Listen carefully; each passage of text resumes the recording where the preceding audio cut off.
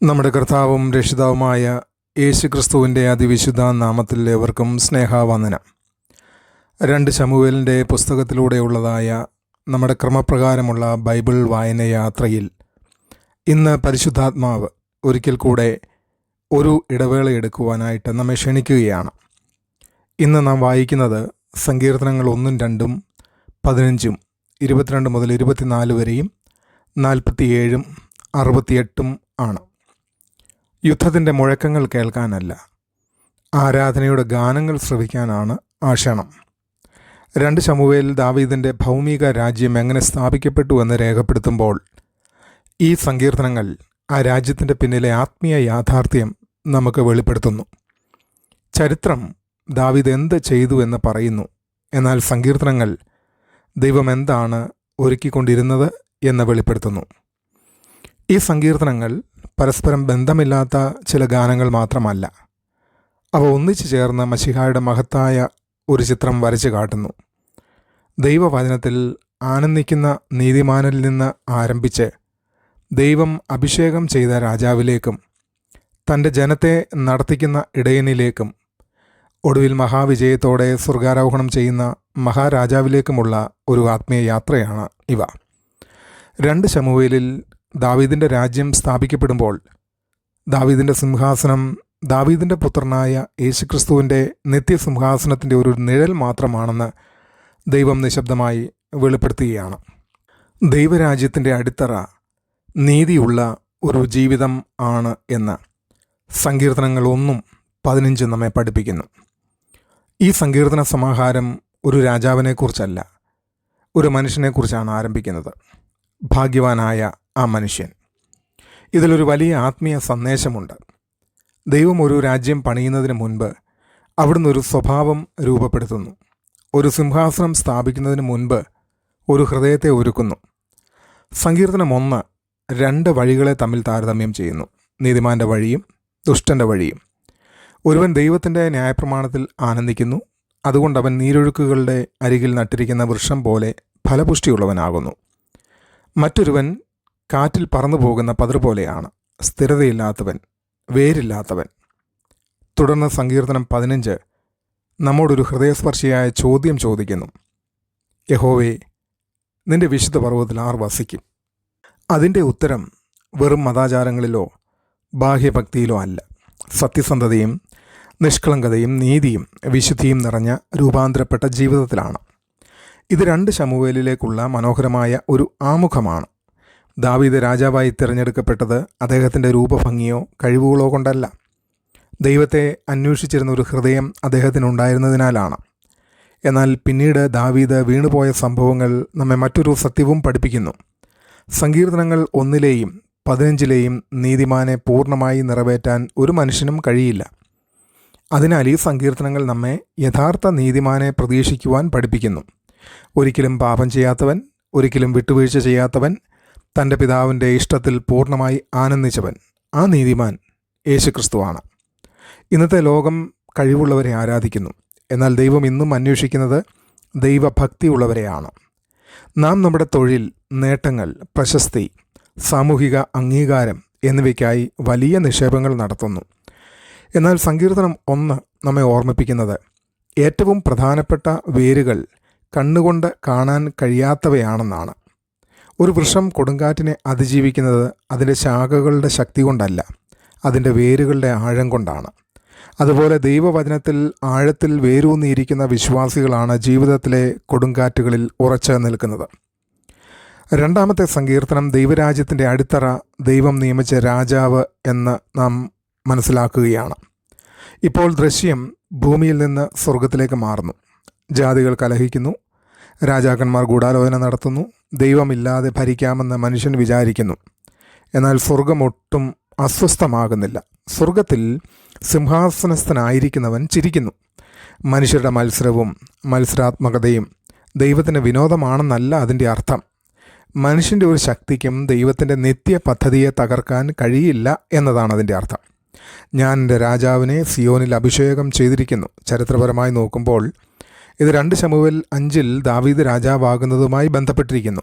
എന്നാൽ പ്രവചനപരമായി ഈ സങ്കീർത്തനം ദാവീദിനേക്കാൾ അനന്തമായി അപ്പുറത്തേക്ക് കടന്നു പോകുന്നു.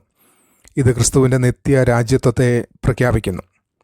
ഇന്നും ലോകം ദൈവത്തിൻ്റെ അധികാരത്തിനെതിരെ മത്സരിക്കുകയാണ്.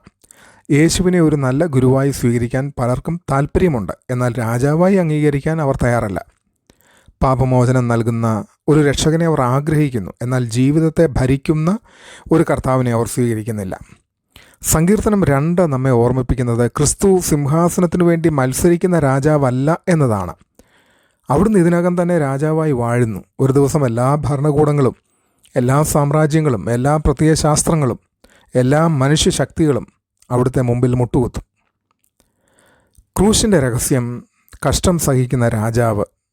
സങ്കീർത്തനം 22 നാം എത്തി നോക്കുമ്പോൾ നമുക്ക് മനസ്സിലാക്കുവാൻ കഴിയുന്നത്, അഭിഷിക്തനായ മഹാരാജാവിൻ്റെ മഹത്വം വരച്ചു കാട്ടിയതിന് പിന്നാലെ സങ്കീർത്തനം 22 നമ്മെ അപ്രതീക്ഷിതമായി അത്യന്തം വേദന നിറഞ്ഞ ഒരു രംഗത്തിലേക്കാണ് കൊണ്ടുപോകുന്നത്.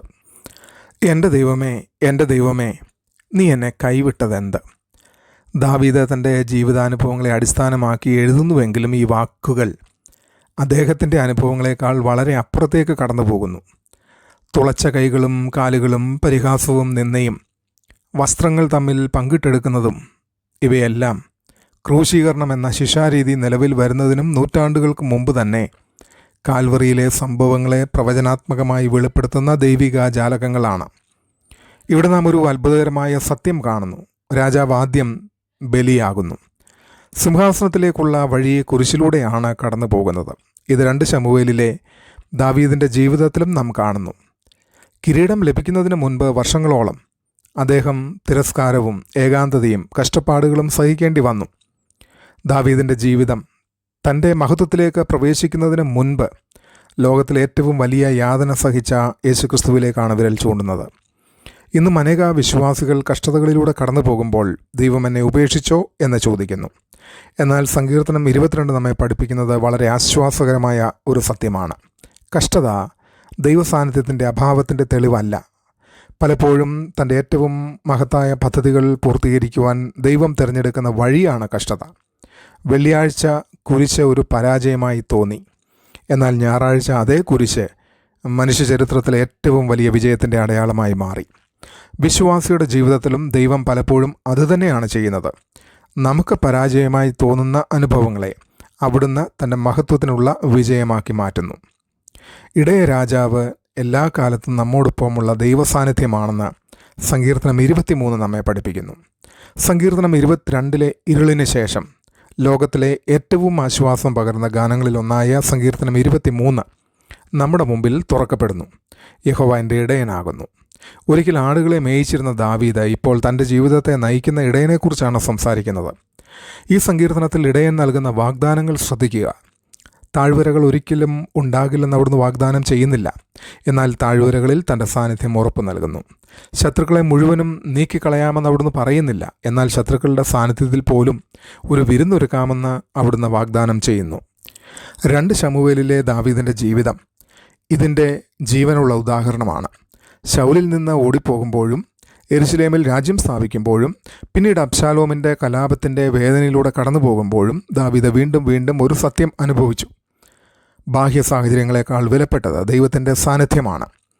ഇന്ന് ലോകം ഭയം, ഉത്കണ്ഠ, ഏകാന്തത, മാനസിക സമ്മർദ്ദം, ഭാവിയെക്കുറിച്ചുള്ള അനിശ്ചിതത്വം എന്നിവയുടെ നടുവിലാണ് ജീവിക്കുന്നത്. മനുഷ്യർ സമ്പത്തിൽ സുരക്ഷ തേടുന്നു, സാങ്കേതിക വിദ്യയിൽ പ്രത്യാശ അന്വേഷിക്കുന്നു, തൊഴിലിലും ബന്ധങ്ങളിലും സംതൃപ്തി കണ്ടെത്താൻ ശ്രമിക്കുന്നു. എന്നിട്ടും ഉള്ളിൽ ശൂന്യത തുടരുന്നു. സങ്കീർത്തനം 23 നമ്മെ ഓർമ്മിപ്പിക്കുന്നത് സമാധാനം സാഹചര്യങ്ങളുടെ അനുകൂലതയിൽ നിന്നല്ല, ഇടയൻ്റെ സാന്നിധ്യത്തിൽ നിന്നാണ് ലഭിക്കുന്നത് എന്നതാണ്. ക്രിസ്തു നമ്മുടെ ഇടയനാകുമ്പോൾ ഏറ്റവും ഇരുണ്ട താഴ്വര പോലും നമ്മുടെ വിശ്വാസം കൂടുതൽ ആഴപ്പെടുന്ന സ്ഥലമായി മാറുന്നു. മഹത്വത്തിൻ്റെ രാജാവ് തൻ്റെ നഗരത്തിലേക്ക് പ്രവേശിക്കുന്നതിനെക്കുറിച്ചാണ് 24-ാമത്തെ സങ്കീർത്തനം. സങ്കീർത്തനം 24 2 ശമൂവേൽ 6 സംഭവമായി അത്ഭുതകരമായി ബന്ധപ്പെട്ടിരിക്കുന്നു. ദാവീദ് നിയമപ്പെട്ടകം ആനന്ദഘോഷത്തോടെ യെരുശലേമിലേക്ക് കൊണ്ടുവരുന്ന രംഗം ഈ സങ്കീർത്തനത്തിൻ്റെ പശ്ചാത്തലത്തിൽ നമുക്ക് കാണാം. വാതിലുകളെ, നിങ്ങളുടെ തലകളെ ഉയർത്തുവീൻ. നിയമപ്പെട്ടകത്തിൻ്റെ പ്രവേശനം, ദൈവസാന്നിധ്യം തൻ്റെ നഗരത്തിലേക്ക് കടന്നു വരുന്നതിൻ്റെ പ്രതീകമായിരുന്നു. എന്നാൽ ഈ സങ്കീർത്തനം നിയമപ്പെട്ടകത്തേക്കാൾ വലിയ ഒരു യാഥാർത്ഥ്യത്തിലേക്കാണ് വിരൽ ചൂണ്ടുന്നത്.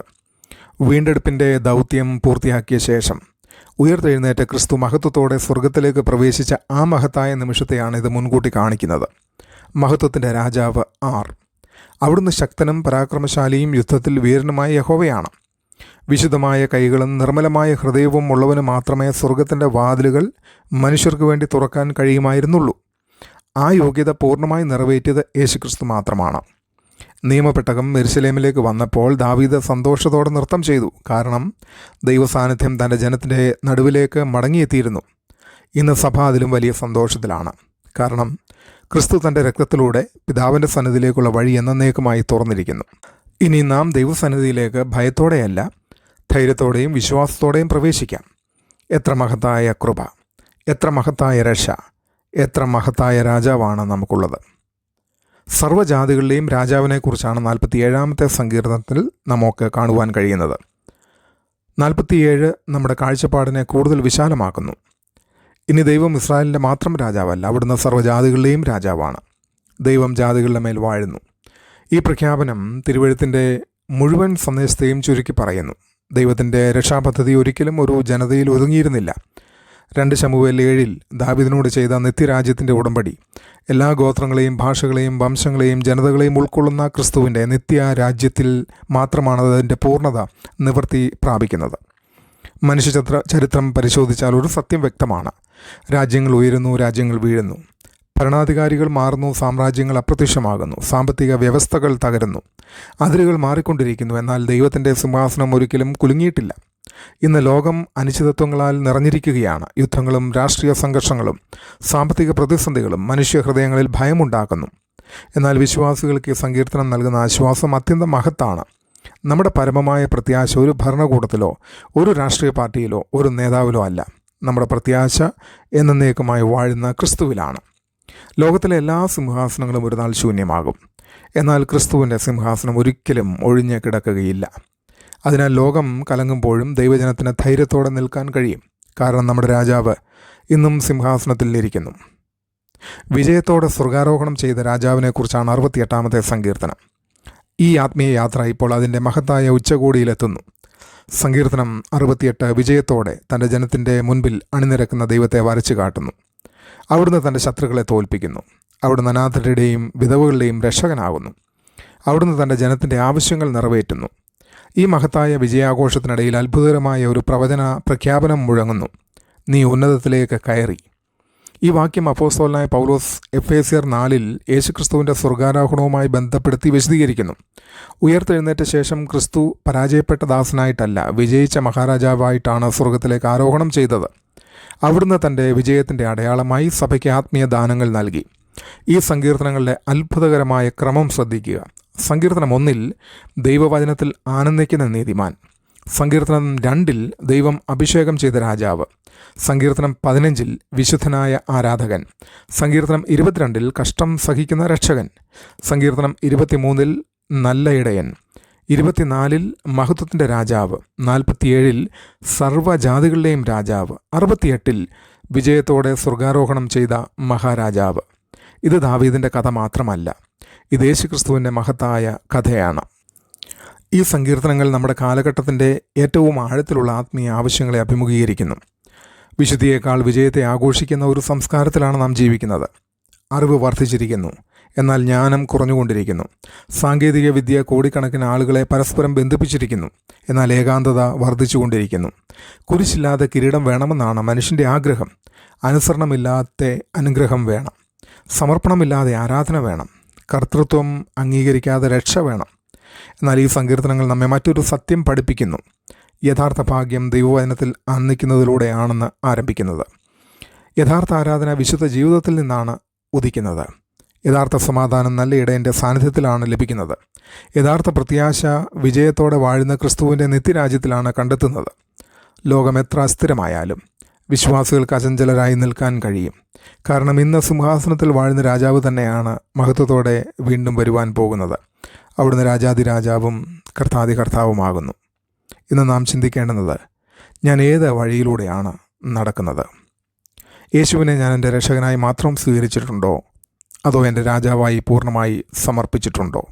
നാം വീണ്ടും 2 ശമൂവേലിലേക്ക് മടങ്ങുമ്പോൾ പുതിയ കണ്ണുകളോടെയാണ് ആ ചരിത്രം വായിക്കേണ്ടുന്നത്. ദാവീദിൻ്റെ വിജയങ്ങൾ, യെരുശലേം നിയമപ്പെട്ടകം, ദൈവം ദാവീദിനോട് ചെയ്ത നിത്യ ഉടമ്പടി, ഇവയെല്ലാം ദാവീദിനേക്കാൾ വലിയ ഒരുവനെ ചൂണ്ടിക്കാണിക്കുന്ന ദൈവിക അടയാളങ്ങളാണ്. ദാവീദിൻ്റെ രാജ്യം മഹത്വമുള്ളതായിരുന്നു, എന്നാൽ അത് താൽക്കാലികമായിരുന്നു. ക്രിസ്തുവിൻ്റെ രാജ്യം മഹത്വപൂർണവും നിത്യവുമാണ്. ദാവീദ് ഒരു നിഴലായിരുന്നു, ക്രിസ്തുവാണ് യാഥാർത്ഥ്യം. ദാവീദ് ഒരു മുന്നോടിയായിരുന്നു, ക്രിസ്തുവാണ് അതിൻ്റെ നിവൃത്തി. ഇന്നത്തെ വായന നീരൊഴുക്കുകളുടെ അരികിൽ നട്ടിരിക്കുന്ന ഒരു വൃക്ഷത്തിൽ നിന്ന് ആരംഭിച്ച് വിജയത്തോടെ സ്വർഗാരോഹണം ചെയ്യുന്ന രാജാവിൽ അവസാനിക്കുന്നു. ഇത് ഭാഗ്യവാൻ എന്ന പ്രഖ്യാപനത്തോടെ ആരംഭിച്ച് ദൈവം വാഴ്ത്തപ്പെട്ടവരെന്ന സ്തുതിയിൽ അവസാനിക്കുന്നു.